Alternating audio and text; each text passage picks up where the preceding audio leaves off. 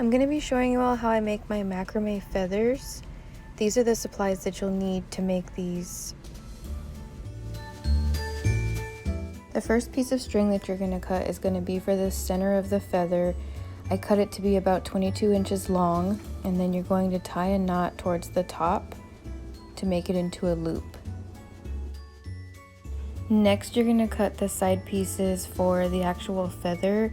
I started out cutting them to be 12 inches long, but that ended up being too long, so I ended up cutting them in half. So 6 inches is a good size, I would say. And I started out using my scissors, but it is a lot of cutting, so I ended up using my rotary cutter.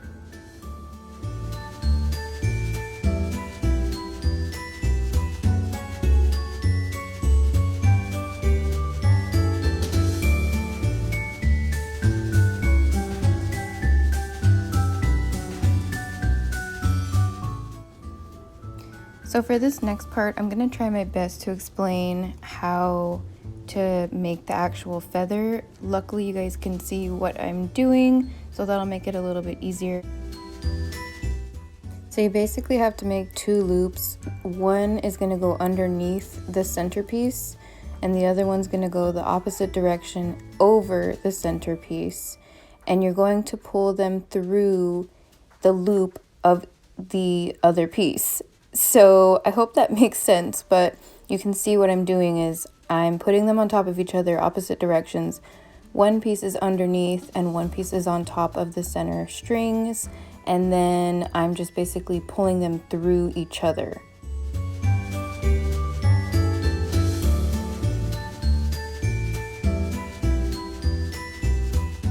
And you're just going to repeat this process about 1,000,000 times until you reach the end of your center strings.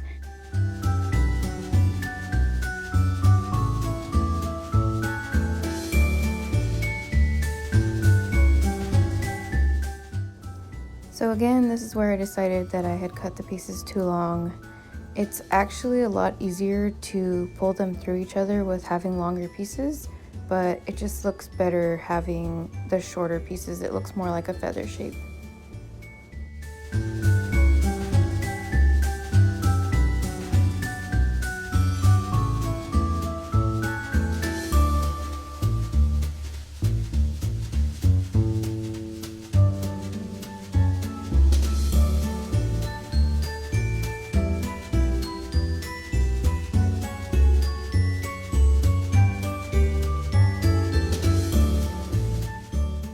So congratulations if you made it this far.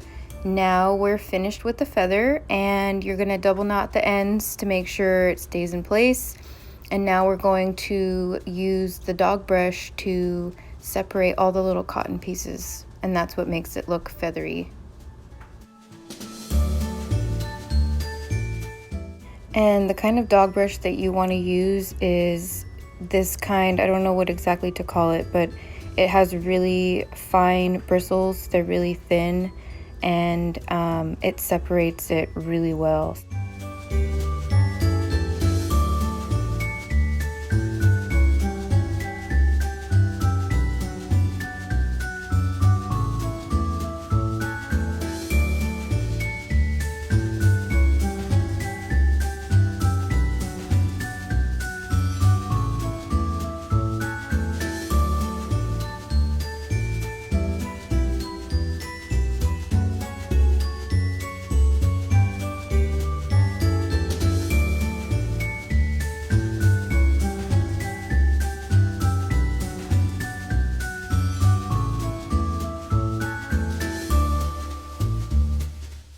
So once you finish brushing it out, the final step is to just clean up the edges and go around with, again, I prefer to use a rotary cutter, but you can also use scissors just to line it up and create a more defined feather shape.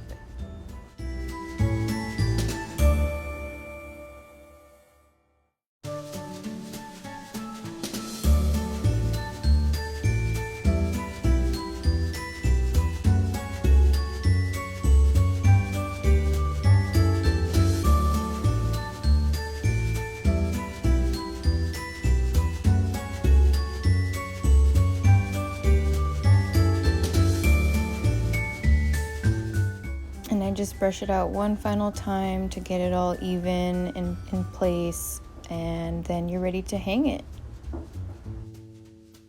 Thank you for watching my video. I hope you guys enjoyed it. If you did, please make sure to give it a thumbs up and to subscribe to my channel.